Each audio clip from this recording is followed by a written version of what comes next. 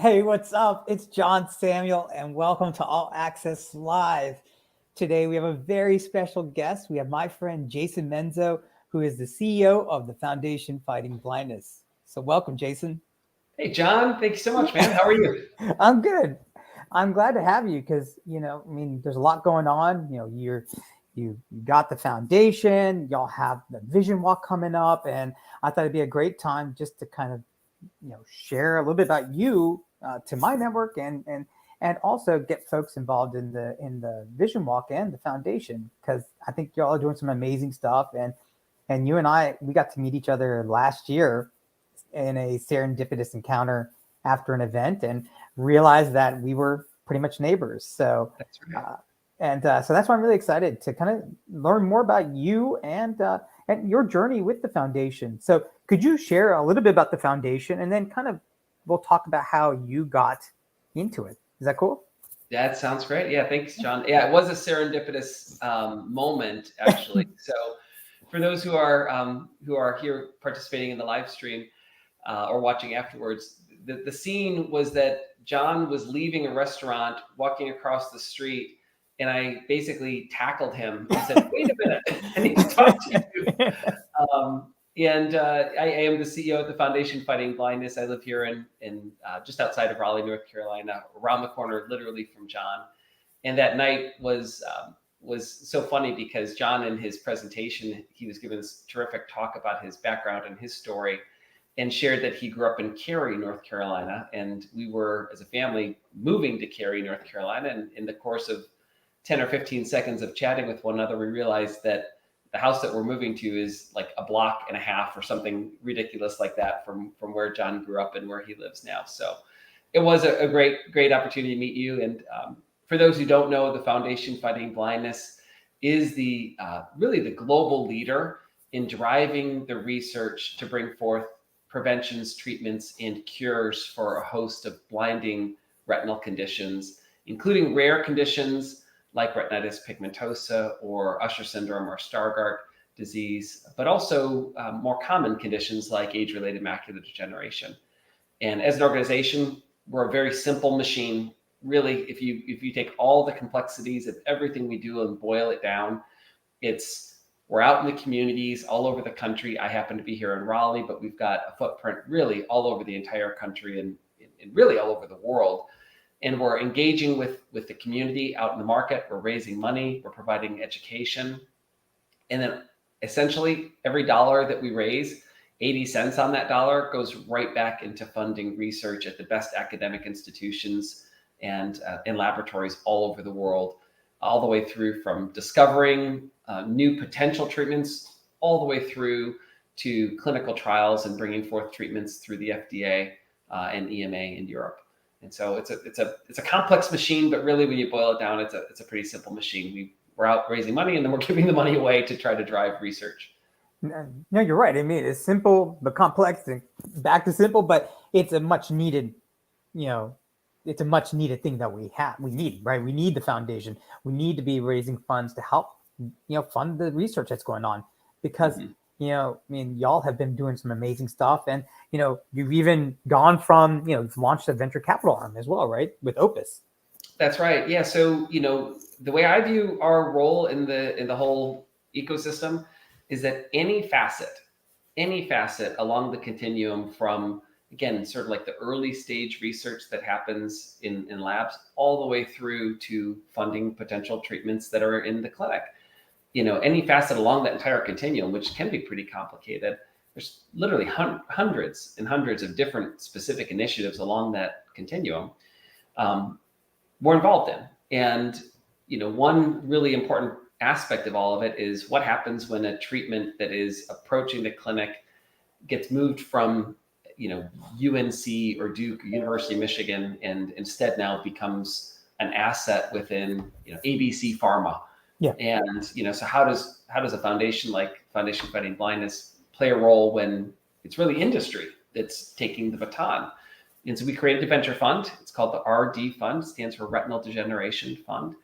And through the RD Fund, we're acting as investors, and we actually make investments in companies. One such company, John, you mentioned here in RTP, Research Triangle Park in Raleigh, is called Opus, Opus Genetics. And, Opus is one such company that is, got a handful of different programs that are near to going into clinical trials. And we're an investor in that company and helping to provide them the resources they need to be successful when they, bring these potential treatments into the clinic. Yeah. I mean, it's really exciting because I read about Opus, and that's how it kind of got me to the foundation.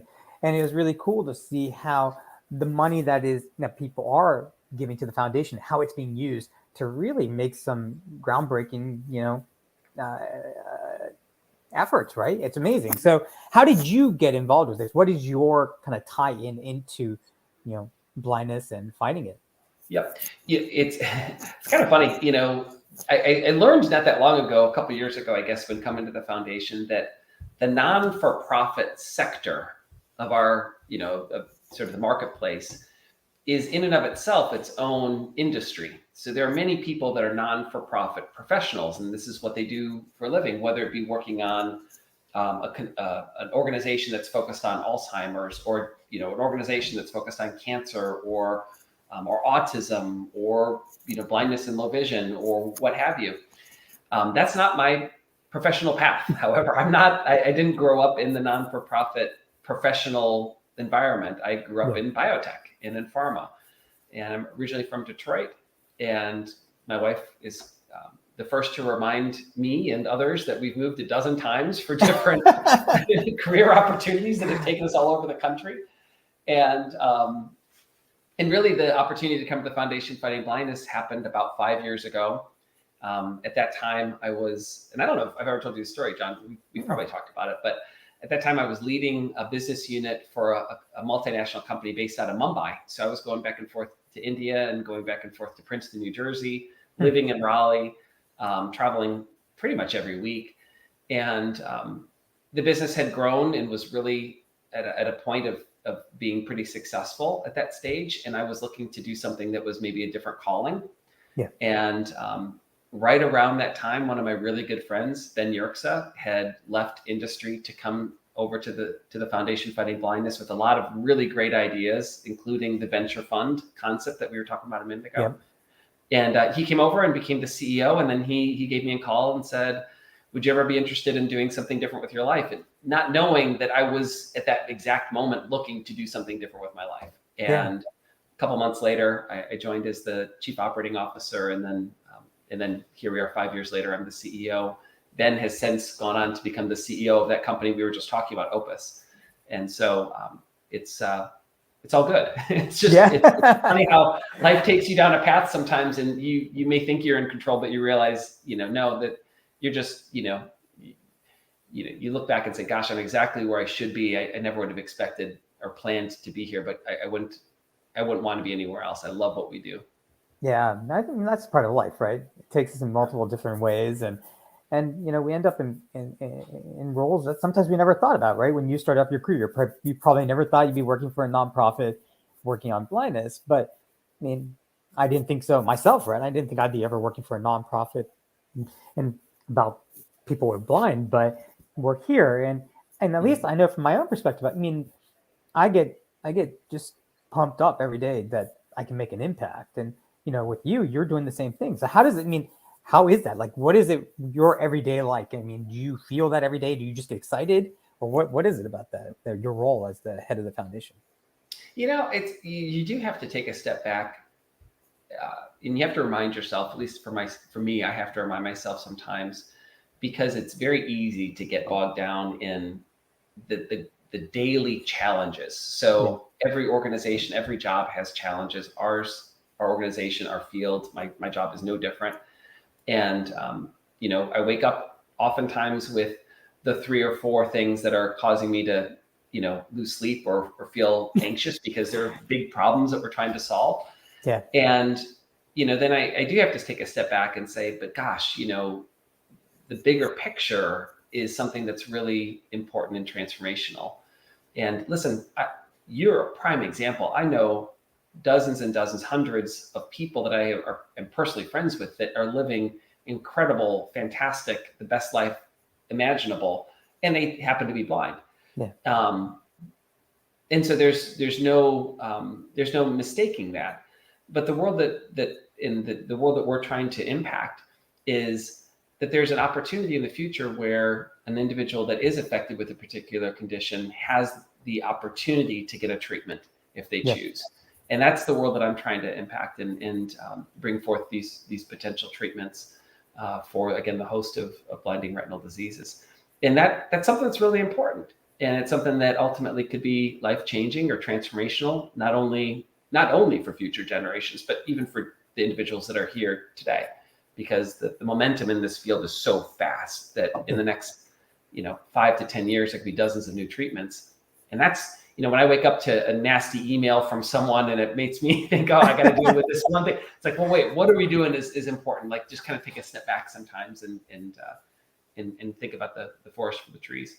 Yeah, for sure. For me, like 20 years ago or 23 years ago when I was diagnosed, I was told there was no hope.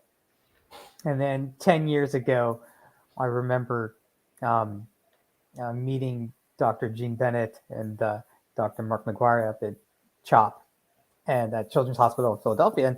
And they said, there's hope, right? And then, like, just a few years ago, meeting Dr. Iacone over at Duke, he's like, things are going to happen, right? It's like, things are, you mean that kind of shift from no hope to things are happening, and to what's going to happen in my lifetime. It's so exciting what's going on in this field. Yeah, it is. And it is happening. And, again, I want to be really intentional about this, that, like you're one of my favorite people. We don't spend nearly as much time together, by the way. We're living around the corner with each other. But, like, you're, to me, an example of someone who's living their absolute best life. Like, I aspire to be more like you in my life. And, I don't want this to come across like, individuals who are affected with blindness or low vision, need the work that we're pursuing. But I want us to be able to be positioned in a way that that these advancements are happening and they can be life-changing and transformational. And it's something that isn't just about hope or something about the distant future. I mean, I can, every single day, I talk to individuals in our community who are affected with, X-linked retinitis pigmentosa as an example, where there's a treatment, 2 different treatments in the clinical trial right now. Or certainly everyone is probably familiar with the RPE65 gene that Jean Bennett you're referencing, and now McGuire you're just referencing, that they brought forth and now is FDA approved to treat this particular form of LCA or retinitis pigmentosa. And the impact is, an individual that was having one life experience, got a treatment, and is now having a different life experience, one where maybe they couldn't see butterflies or stars. Or I saw a video yesterday, actually, of probably a teenager who was seeing snow for the first time. Yeah. And, always could feel snow and imagine what it to look like. But, the words coming out of their mouth was, "Oh, Mom, I can see the snowflakes." Yeah. And this is post an intervention therapy. And that's the work that we're doing. And it's not lost on me how impactful that will be for people. Yeah, and I agree with you. I mean, I really appreciate your perspective of this, because you're right that it's, it took me several years to truly understand and believe and know that I can live a full life, right? And the thing with, even in my own perspective of my own blindness journey, is that for years I was, I've spent the first beginning years like, what can I do? Researching, right? Mm-hmm. Then I'm like, well, and it took me time to be like, there's nothing I'm going to be able to do. I'm going to leave it up to the experts, but I've got to learn how to live my own life. And I started to do that, right? And it really, a lot of that changed in 6 years ago when I just embraced it. I said, here, I leaned into my blindness and I learned how to thrive as someone who's blind. And so now, at least in my perspective, it's like, if something happens, great. But I know I can live my full life, like you said today, right? And with my situation. And that's what I'm trying to help, right? Trying to make a more accessible world for people, right? And I think both sides of I think we need both sides, right? I think it's benefit, because some people do want to have, want that treatment. And I know, from my own experience working with Dr. Iacone, and some of the stuff that we've had, when I was able to see my kids' faces for the first time. It was awesome, right? Like it was super cool, and I'm really, it was a great moment, and no matter what happens, I have those memories. But again, I don't think I ever needed to see their face to know what they look like, and that's special. But I appreciate your perspective on this, and I appreciate you in the involvement that you do talk to people in the community, which I think is it's often overlooked. We talk about nothing about us without us, but you've included people who are impacted by this on a daily basis. How do you do that? Like, how important is that to you? It's super important. I've got a handful of thoughts on even just some of the things you just said, but we start with, within the Foundation Fighting Blindness proper. So the organization itself, we've got 60 some odd employees. 10% of the employees at the Foundation Fighting Blindness are either personally affected themselves with a blinding condition or are family members, immediate family members of someone who's affected. And so, to me, it's really important that ultimately our workforce at the foundation represents our community in the foundation itself. On top of that, we've got chapters. We've got a great chapter here in the Triangle in Raleigh, but we've got 40 some odd chapters all over the country. So within the chapter, we're out in the community. We've got the Vision Walk, which we'll talk about in a second. We've got, certainly all these different mechanisms where we're engaging with our community, rolling up our sleeves and being out in the community with the people who are personally affected. To me, that's critical. At the end of the day, certainly it's important that we're engaged in activities to raise money, but it's all for the purpose of bringing forth solutions for the individuals who are affected. And so that only works if we know them, if we're part of their families, if we're friends with them, if we're integrated. This is our social network, right? And so it's just who we are as an organization. It is also really important to me that while we're pursuing treatments and cures, we're also advocating for a life in a society that is not just tolerant, but is actually embracing accessibility needs to make the lives easier of those who are affected. The world is not, you said it in your book, I've lived it in our own family. We've got different condition that affects one of our family members in my household that reminds me every day how the world is not an accessible place. And I think it's part of what we have to do as an organization to be a champion to make the world more accessible for those with different needs. And whether that be, awareness of sensory needs or accessibility, audio, tones when cross, at street crossing. Just a million different specific examples, but that I think is part of what we have to embrace as an organization. I appreciate that. You did talk about the chapter here in the Triangle. You do have a great chapter.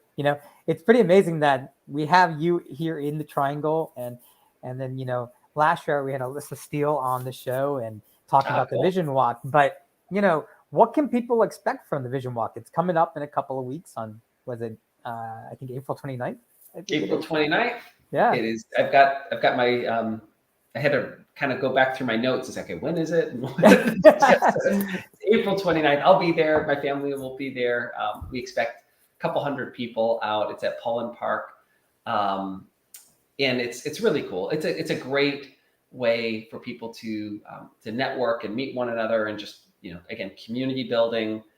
To me, there's something about showing up and being representative of our community. And so this is one example. We had our New York City Vision Walk just a couple of weeks ago. And really? Again, to know that, we'll be there Saturday, April 29th. It starts at 9:30. This registration, the stage presentation is at 10:30 and the walk starts at 11. But while we're doing that in Raleigh, there are, thousands of people all over the country in different cities that are doing the same thing on not all the same day, but different days. It's really the momentum of sort of our community coming together and saying, like, we're here, we're proud of who we are as an organization and as a community.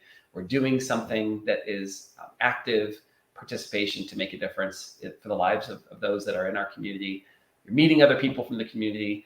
And of course, we're raising money, so the Vision Walk program raises like $6-7 million a year. So it's not inconsequential. The walk here in Raleigh so far has raised about $90,000. We have a goal of $140,000. And that's really meaningful to help fund some of the best researchers in the world with that money that we raise. That's awesome. I think, I had the opportunity to take part in your Fish Camp 2023 Yeah. up in Colombia. And it was amazing to see. I guess I never knew the size of the organization. You talked about the 60 plus individuals on the team, but the area that they cover. And so like we're having the vision walk here in Raleigh at the end of April, but you're right, it's happening all over the place. Yep. So where can people go to learn more about and how to get involved in their own local chapters?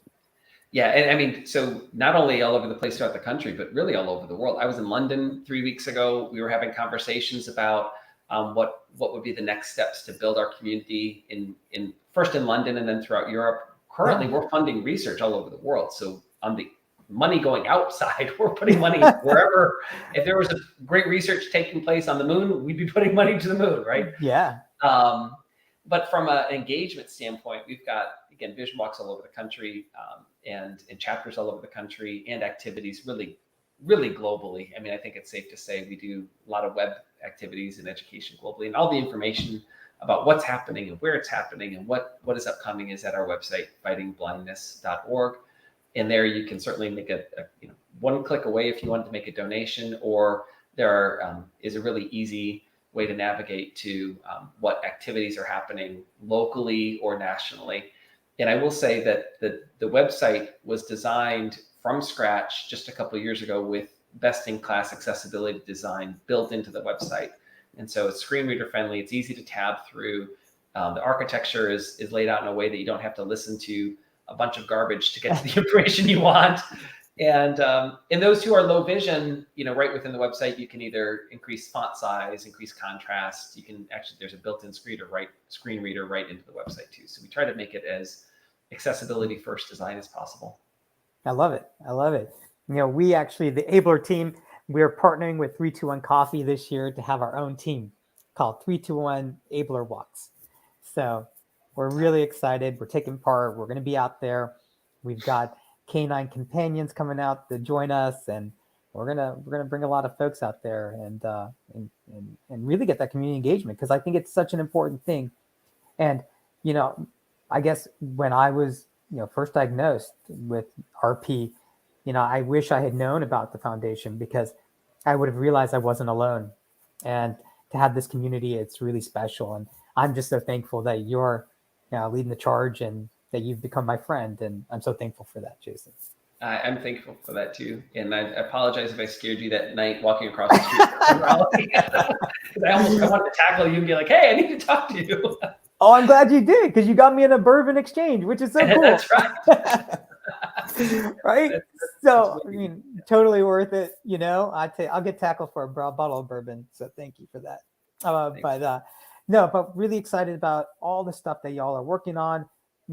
Check out the Foundation Fighting Blindness.org and really get involved. We'll be putting a link to join our Vision Walk team and join this, this cause and this effort and the movement that's happening, and get involved in wherever you are in the world. And thank you, Jason, for all you do. And thank you to the whole team. I know I love I'm so thankful to meet everyone on the team, and they're awesome. So thank you for that. Thanks, man.